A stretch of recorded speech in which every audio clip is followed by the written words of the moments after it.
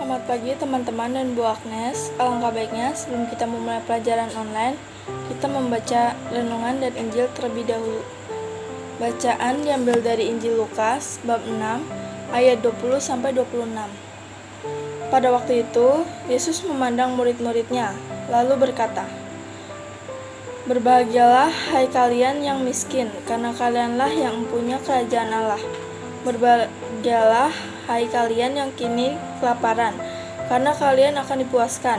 Berbahagialah hai kalian yang kini menangis, karena kalian akan tertawa.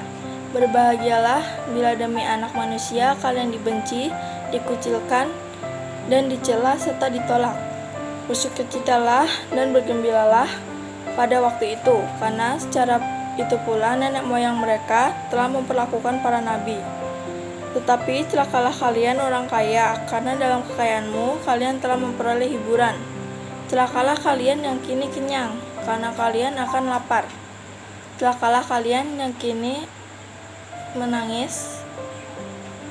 Celakalah kalian yang jika semua orang memuji kalian, karena secara itu pula nenek moyang mereka telah memperlakukan nabi-nabi palsu." Yesus, Sang Junjungan, menjadi deret peringatan dan pernyataan penuntun bagi hidup harian. Apa yang telah kita capai sebagai sebuah kemajuan rohani? Santo Paulus memberi makna untuk kemajuan rohani kita melalui pengendalian diri serta sikap yang selalu berbahagia. Hidup di dunia ini tidak lama lagi dan bukan hal yang kekal. Bagaimana kita akan atau telah mewujudkan kebahagiaan? Apa yang menjadi ukuran kebahagiaan?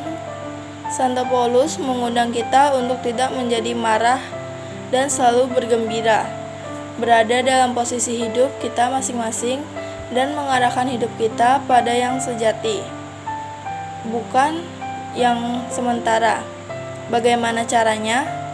Kita menikmati pengalaman hidup harian dengan bekerja, bertetangga, dan melaksanakan tugas hidup harian.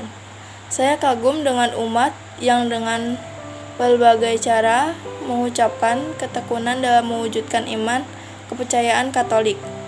Selalu mengajak anak-anak aktif dalam berbagai kegiatan gereja, dan juga sebagai orang tua aktif dalam kegiatan kampung.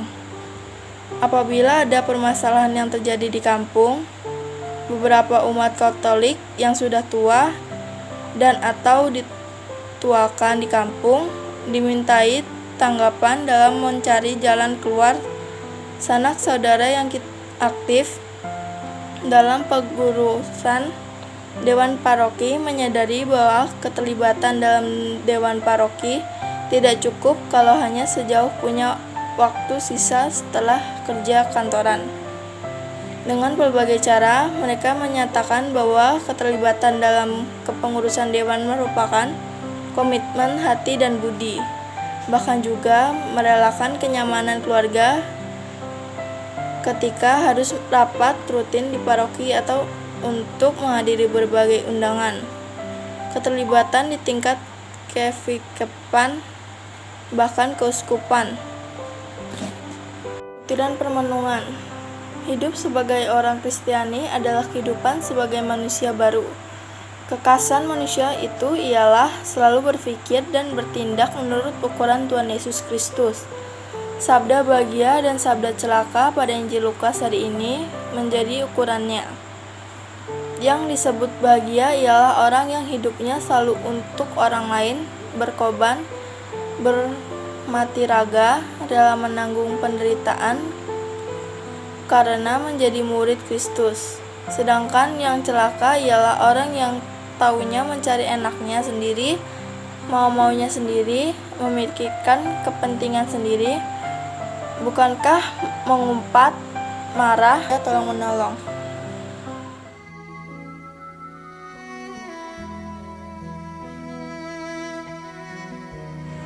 Bapa kami yang ada di surga, dimuliakanlah namamu, datanglah kerajaanmu, jadilah kehendak-Mu di atas bumi seperti di dalam surga.